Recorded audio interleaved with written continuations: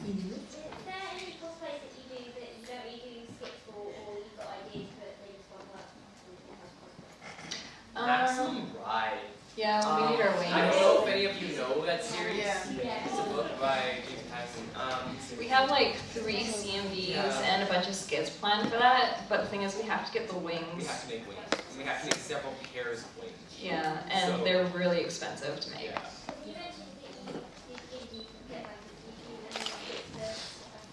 to We did one skit for Get Backers. It was basically, I was Ginji and then Mavi was Vaughn, and we had customers come in. Who were all me. Who were all Twinfools. And yeah, it was just basically them looking for things, and we were all really stupid things, and yeah. I did make, yeah. Yeah, the jacket was pretty tricky, just because it flares out at a really ridiculous way. A lot of And our customers There's do some that. simple outfits that are difficult to try and get right. Mhm. Barnes is really simple as well. Yeah. Yeah. When things are oversized, it's often pretty difficult. Yeah. Especially like, you always, especially when you're used to making clothes that fits, when you make something that doesn't fit and you cut it out, you're just like, that is a really big panel. I gotta trim that down a little bit, and then you find out that you need it to be that big, like with Gohan. And I looked at the panel I made, which was like that. But she's like, there's no way I'm that fat. So I trimmed it down, and it ended up being way too tight and just didn't give the same effect. Which is why I should use patterns, but I will not ever use patterns. Screw patterns. We'll probably do another skit for Get Backers, hopefully, because I love being Ginji. You know when you're writing CMVs and what comes first, the picking the music or actually writing is kind of what happens? Well, I know for me, I'll just be listening to a song and then something will kind of spark an idea. So then what I'll do is I'll sit down and I'll listen to that song over and over again, and I'll just like write out the script as I'm listening to it. So I'll just kind of like picture it all in my head, like what I want to happen for this line and all that. And what I do is essentially the same. I just, like, if I find a song, like, usually one of my favorite songs, and I listen to it, it's like, yeah, this would go really well with this series, and then I usually listen to it and try to picture it happening in my head. And then after I've got like a skeleton idea, I'll write it down. I get to actually write down any of my CMV ideas though. So I should before, I encounter severe memory loss, like I get hit by a train or something. That would suck. 10 minutes. What's the cheapest colour you've ever made? The cheapest? Yeah. Sulfates. Really? Okay. Yeah, no. So this con, we weren't really gonna make anything new because, well, with all of our issues with money, with the cap bills and all that, yeah, we weren't gonna make anything because we couldn't really afford it. And then I found the perfect fabric for Sophie from Howl's Moving Castle in the bargain bin, and the entire costume cost me like maybe $20. Cheapest cosplay I've ever done. Must be a closet one. Probably Vaughn, because it was all scrap fabric. Yeah, Vaughn was all stuff I found in closets. Like old fabric, I just sort of like pulled it out of bins. It was just like, oh yeah, I don't actually think that cost me any money. Reusing fabrics is really excellent because you'll buy fabric and then you'll forget about it for a long time and you'll come back and be like, this is exactly what I needed. They don't even sell it anymore. So, the most expensive cosplay. Zero from Code Geass. Well, the helmet cost me $300, then the contact cost me $300, and then the fabric cost me like $300. So. I don't have that orange. Your most expensive? Oh, yeah, it's the other earrings because the shoes were $300. What?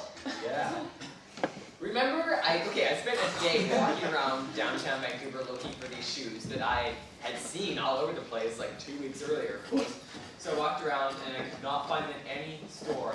Last store I went to, they had something that looked really similar, but they were really expensive. I walked out of the store, I was like, fuck that, walk out. And Like I went to go get a frappuccino. I was just like stewing in my own rage and never find them anywhere else. Just gonna go get them. So I went to go buy them. So therefore that one was pretty expensive for me. But in total it was only probably about $400. Have you ever thought about doing a Mass Effect cosplay with the full armor, the guns, and everything like that? If we had more money. Yeah, no, there's a lot of costumes that I really would love to do that are really extreme and have like a lot of props and everything, but we just don't have that kind of money. So I guess if we kind of like cut down on the simpler costumes and saved up, we could start doing that. But there's just so much we want to cosplay. So. Well, I have thought about doing a few heavily armored ones. So I usually look at the reference pictures, like, yeah, I'm gonna do this, and then I get scared. However, it's like I really like to try it someday, but I really want to make sure that I was using the right kind of stuff, especially for prop making, because you don't want to spend a whole lot of money on a costume and then have it fall apart because what you're using isn't very good material. For example, with our reboot cosplays, which are coming up, the only reason we're delaying those until next year is because we want to find a body paint that will look really good and that isn't dangerous for skin. I mean, I didn't do Sora for a long time either because I had no idea how to do the wig. So I like to do cosplays when I know how to do it, because I don't like to jump into something and then just be like, what am I doing? Just drown in it.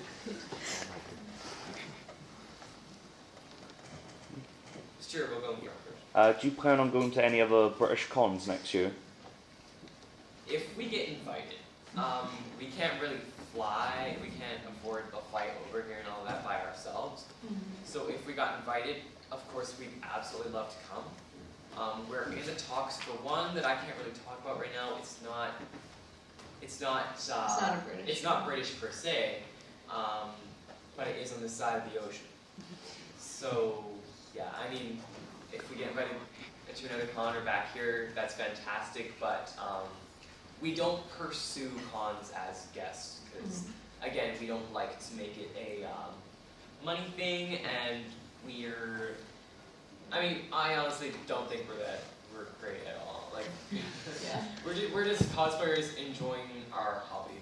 So, I mean, if it happens, happens, but if not.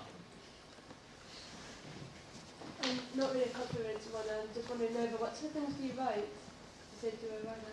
What do I write? Oh god. I don't know, I write everything. I've written fiction stories. I usually tend to write fantasy just because that's what I'm most interested in. But I've done like mystery, sci-fi, short stories. I have lots of original stories and original characters. Yeah, I think I have like 16 different stories on the go right now. So, yeah. I don't really finish most of them. I think I've only finished 2 or 3, but... She's like, yeah. Clam. I'm like, Clam! I never finish anything I start.